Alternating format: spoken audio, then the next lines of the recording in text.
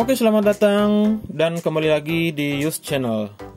Pada kesempatan kali ini saya akan mengulas tuntas penjelasan mengenai keputusan Menteri Pendayagunaan Aparatur Negara dan Reformasi Birokrasi nomor 1169 tahun 2021 tentang pengolahan hasil seleksi kompetensi 1 dan penyesuaian nilai ambang batas seleksi kompetensi pengadaan pegawai pemerintah dengan perjanjian kerja untuk jabatan fungsional guru pada instansi daerah tahun anggaran 2021. Oke Bapak Ibu, setelah kita diombang-ambingkan dengan berbagai informasi, dengan berbagai berita yang simpang siur selama selesai mengikuti seleksi kompetensi tahap 1, baik melalui YouTube maupun media-media cetak ataupun melalui siaran-siaran radio dan televisi.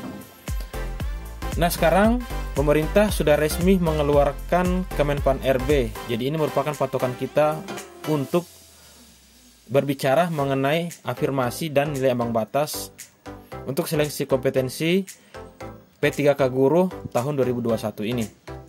Jadi Kemenpan RB nomor 1169 ini merupakan aturan untuk pengumuman seleksi kompetensi 1 P3K Guru pada tanggal 8 Oktober nantinya. Kita langsung saja membahas mengenai apa saja isi daripada Kemenpan RB nomor 1169 ini. Kita langsung saja masuk ke isinya. Untuk menyimpang ini kita lewati saja ya Bapak Ibu. Selanjutnya kita masuk ke mengingat. Nah, di sini yang diingat itu perlu diperhatikan Bapak Ibu bahwa yang diingat di sini adalah Undang-Undang Nomor 5 Tahun 2014 tentang Aparatur Sipil Negara. Kemudian yang kedua, Peraturan Pemerintah Nomor 49 Tahun 2018 tentang Manajemen Pegawai Pemerintah dengan Perjanjian Kerja. Kemudian yang ketiga dan yang keempat ini Bapak Ibu yang harus perhatikan. Yang ketiga ini merupakan Peraturan Menteri Pendayagunaan Aparatur Negara dan Reformasi Birokrasi Nomor 28 Tahun 2021 tentang pengadaan pegawai pemerintah dengan perjanjian kerja untuk jabatan fungsional guru pada instansi daerah tahun 2021. Permenpan RB nomor 28 ini di situ sudah tercantum afirmasi apa saja yang diberikan kepada calon seleksi P3K Guru tahun 2021 ini. Afirmasi tidak mengalami perubahan. Jadi Bapak Ibu, untuk afirmasi yang diberikan pada pelamar yang mengikuti seleksi P3K Guru ini sudah terdapat pada Permenpan RB nomor 28 tahun 2021 dan tidak ada perubahan. Kemudian yang diingat juga di sini adalah Keputusan Menteri Pendayagunaan Aparatur Negara dan Reformasi Birokrasi nomor 1127 tahun 2021.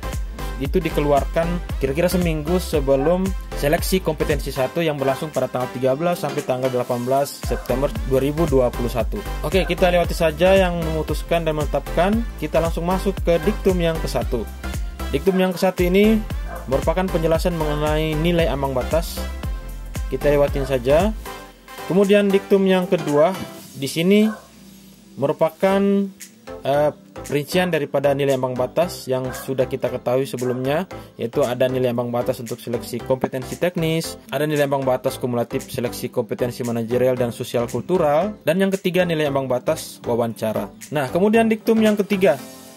Pada diktum yang ketiga ini nilai ambang batas sebagaimana yang tercantum pada diktum yang ke-1 dilakukan penyesuaian dari Keputusan Menteri Pendayagunaan Aparatur Negara dan Reformasi Birokrasi Nomor 1127 Tahun 2021. Nah, jadi pada diktum yang ketiga ini ada perubahan untuk nilai ambang batas yang sudah tercantum pada Kemenpan RB Nomor 1127. Perubahan-perubahan itu yang mana saja nanti kita akan lihat pada diktum-diktum selanjutnya. Nah, di sini dicantumkan pada diktum yang ketiga bahwa nilai ambang batas itu dibagi menjadi 3 atau 3 kategori. Ada nilai ambang batas untuk kategori 1, dan ada nilai ambang batas untuk kategori 2, dan ada nilai ambang batas untuk kategori 3. Jadi sudah beda dengan Kemenpan RB nomor 1127 sebelum seleksi kompetensi 1. Pada saat itu cuma ada satu nilai ambang batas untuk seluruh peserta tes. Nah, siapa sajakah yang menjadi atau termasuk di dalam kategori 1, kategori 2, dan kategori 3 ini? Kita akan melihatnya pada diktum-diktum selanjutnya. Nah, sekarang kita masuk ke diktum yang keempat. Nilai ambang batas untuk kategori 1 sebagaimana dimaksud pada diktum yang ketiga merupakan nilai ambang batas sebagaimana yang sudah ditetapkan dalam Keputusan Menteri Pendayagunaan Aparatur Negara dan Reformasi Birokrasi nomor 1127 tahun 2021.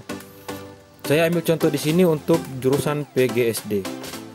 Jadi yang termasuk kategori 1 ini adalah peserta yang mengikuti peraturan dari Kemenpan RB nomor 1127 yang harus mencapai passing grade 320 ya. Jadi mereka yang sudah mengikuti seleksi dan mencapai nilai 320 pada saat itu, baik menggunakan afirmasi atau mencapai PG dengan nilai murni atau juga dengan penambahan nilai sertifikat pendidik yang disebut sebagai nilai penuh, itu semuanya sudah termasuk ke dalam kategori 1. Residu daripada kategori 1 inilah yang akan masuk ke kategori 2 nanti dan kategori ketiga. Jadi Bapak Ibu yang pada saat tes kemarin dan sudah menghitung-hitung nilainya dan menambahnya dengan afirmasi yang Bapak Ibu peroleh dan sudah mencapai passing grade 320, Bapak Ibu tidak usah resah, Bapak Ibu tidak usah pusing untuk memikirkan takut-takutnya ada perubahan gimana-gimana lagi. Jadi posisi Bapak Ibu sudah berada dalam kategori 1 dan posisi Bapak Ibu sudah aman ya. Jadi Bapak Ibu sudah aman. Nah, perkiraan saya mungkin nanti pada saat pengumuman tanggal 8 Oktober ini kira-kira kasusnya akan hampir sama dengan pada saat seleksi CPNS tahun 2018, di mana pada saat itu yang lulus itu dibagi-bagi lagi ke dalam ada namanya P1, P2 dan ya seperti itulah. Nah, sekarang kita masuk ke diktum yang kelima.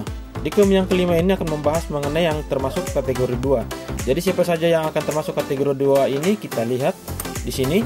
Nilai ambang batas kategori 2 sebagaimana dimaksud pada diktum yang ketiga adalah sebagai berikut. A. 110 untuk seleksi kompetensi manajerial dan sosial kultural, dan B. 20 untuk wawancara. Kemudian diktum yang keenam, nilai ambang batas kategori 2 sebagaimana dimaksud pada diktum kelima diberlakukan bagi peserta yang berusia paling rendah 50 tahun pada saat pendaftaran. Nah, di sini sudah terjawab sudah.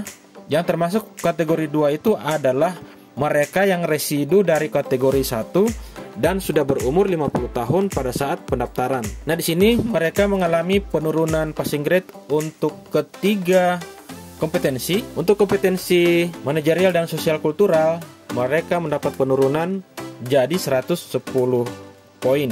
Kemudian untuk kompetensi wawancara, mereka mengalami penurunan nilai ambang batas sampai 20 poin saja. Nah, sementara untuk kompetensi teknis untuk kategori 2 ini itu tidak disebutkan, artinya mereka itu seandainya mereka tidak mengikuti kompetensi teknis pada saat itu, mereka tetap akan dinyatakan lulus. Yang penting nilai ambang batas untuk dua kompetensi sebelumnya itu lulus, yaitu dapat nilai 110 dari kompetensi MS dan dapat nilai 20 dari kompetensi wawancara. Sementara untuk kompetensi teknisnya itu mereka sudah tidak dipermasalahkan istilahnya. Jadi mirip-mirip, mau dikatakan mirip dengan mereka yang punya sedik, enggak juga ya. Karena di sini mereka enggak dikatakan mendapat afirmasi 500 poin atau 100%, tetapi mereka sudah dinyatakan lulus. Jadi seandainya mereka tidak mengikuti seleksi kompetensi teknis, misalkan mereka lulus di kompetensi manajerial sosiokultural dan wawancara ini, mereka sudah dinyatakan lulus. Itu pun mereka masih harus melalui perankingan seandainya mereka di satu instansi itu ada bersaing dengan sesama yang berumur 50 tahun ya. Oke, kita langsung ke diktum yang ke-7. Ini penjelasan mengenai kategori yang ketiga. Nilai ambang batas kategori ketiga sebagaimana dimaksud pada diktum yang ketiga adalah sebagai berikut. A. Nilai untuk seleksi kompetensi teknis sebagaimana tercantum pada lampiran 1 yang merupakan bagian tidak terpisahkan dari keputusan menteri ini. Jadi di sini ada perubahan nilai ambang batas untuk kompetensi teknis, tetapi nilai ambang batas untuk kompetensi manajerial dan sosial kultural dan kompetensi wawancara itu tidak mengalami perubahan pada nilai ambang batasnya. Jadi yang mengalami perubahan cuma nilai ambang batas untuk kompetensi teknis. Nah, untuk melihatnya Bapak Ibu nanti melihatnya di lampiran di akhir daripada Kemenpan RB ini. Saya ambil contoh di sini untuk jurusan PGSD. Jadi nilai ambang batasnya turun dari 320 menjadi 270 atau turun 50 poin. Kemudian bagian B dan bagian C ini menjelaskan mengenai kompetensi manajerial dan sosiokultural dan kompetensi untuk wawancara. Jadi tidak ada perubahan seperti nilai ambang batas untuk kategori 1. Kemudian diktum ke-8, kelulusan akhir pada seleksi kompetensi 1, seleksi kompetensi 2 dan seleksi kompetensi 3 diberlakukan secara berurutan dengan ketentuan sebagai berikut. Jadi ada berurutannya Bapak Ibu. Jadi ini berurutan mulai dari kompetensi 1, 2 dan 3. Kita lihat di bagian A.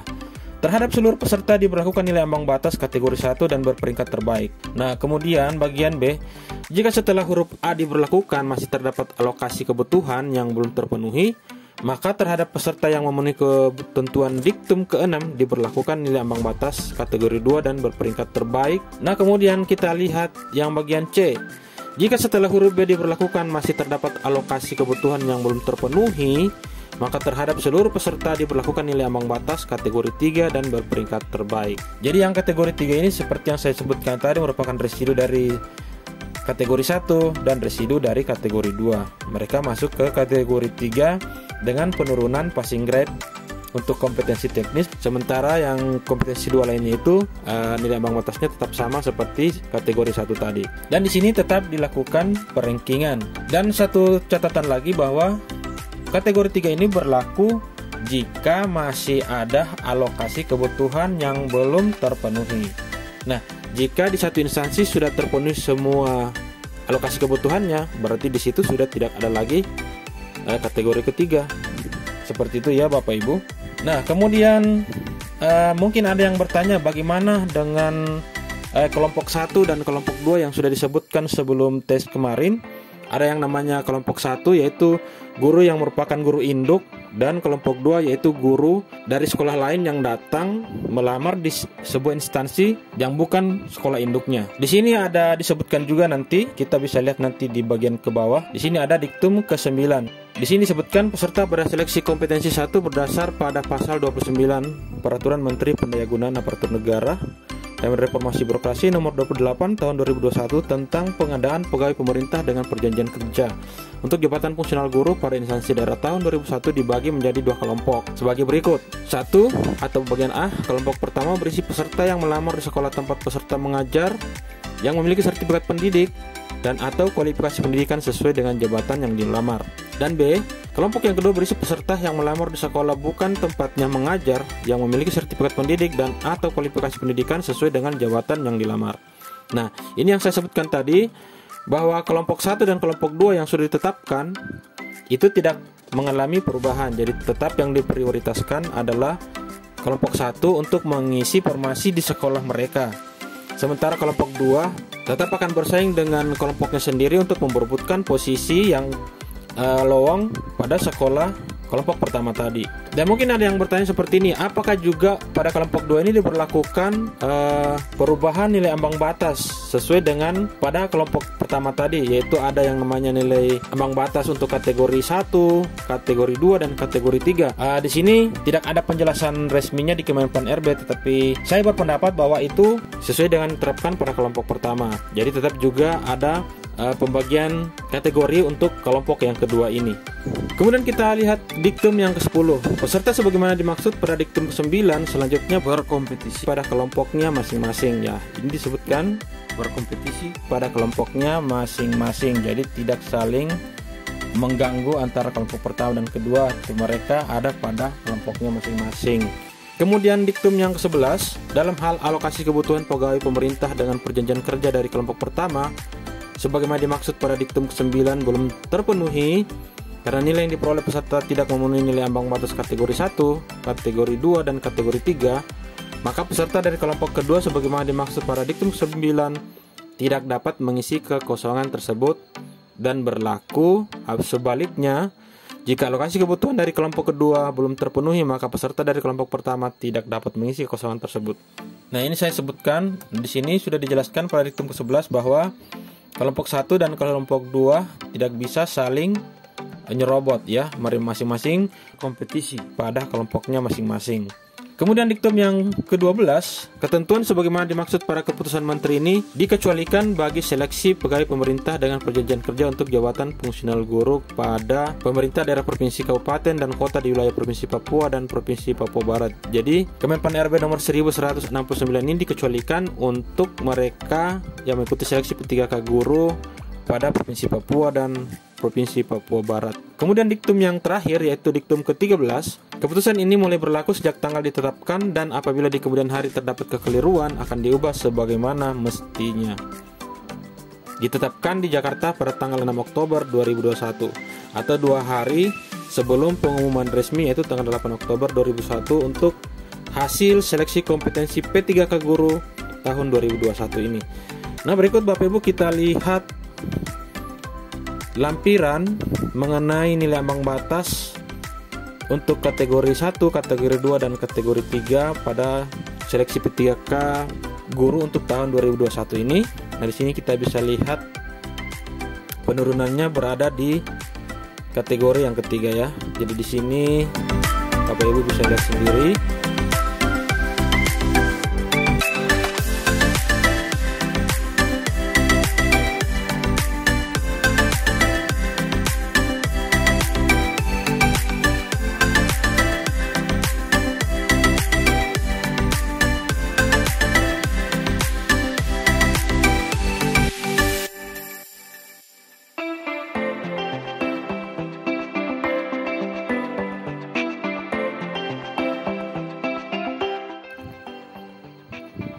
Oke, Bapak Ibu bisa lihat sendiri di sini mengenai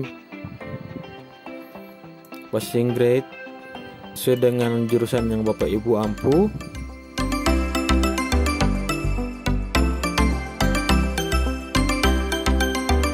Kita lihat yang terakhir di bawah.